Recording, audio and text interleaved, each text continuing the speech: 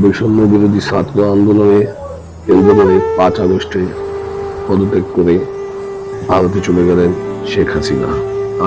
তারপর থেকে Tarique Rahman BNP senior vice chairman এই দেশে ফেরার জন্য তার আইনজীবীর সাথে কথা বললে জানতে পারা গেল আইনের প্রতি শ্রদ্ধাশীল তিনি।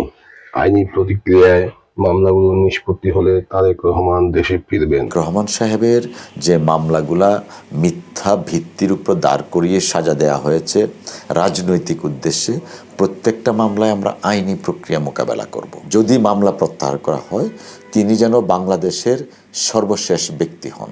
সমস্ত রাজনৈতিক নেতা কর্মী ইভেন সমর্থকের মামলাগুলো প্রত্যাহার হওয়ার পরে যেন তারটা হয়। তারেক রহমান যেদিন বাংলাদেশে ফিরবেন সেদিন আপনি দেখবেন যে বাংলাদেশে মানুষ রাস্তায় দাঁড়াবার মতো জায়গা পাবে না, এত লোকের।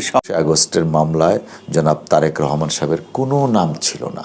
যে 5টি মামলায় সাজা হয়েছে, যে orphanage trust case, money laundering কেসে নিম্ন আদালতে খালাস ছিলেন। তারেক রহমানের 1/11 মামলা রয়েছে 2 ডজনেরও বেশি। মামলাগুলো নিষ্পত্তি হলে তিনি দেশে ফিরবেন। তার আইনজীবী কায়সার কামাল জানালেন ও সিনিয়র আরেক আইনজীবী জয়নুল আবেদিন জানালেন তার আশা তার উপর নির্ভর করছে তিনি কবে দেশে আসবেন। তবে খুব শীঘ্রই জানুয়ারিতে তিনি দেশে ফেরার সম্ভাবনাই বেশি।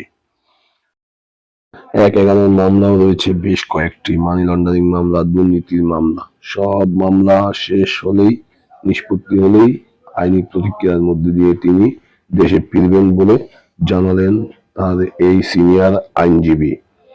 এবং তারেক রহমান খুব শীঘ্রই দেশে ফিরবেন বলেই সম্ভাবনা।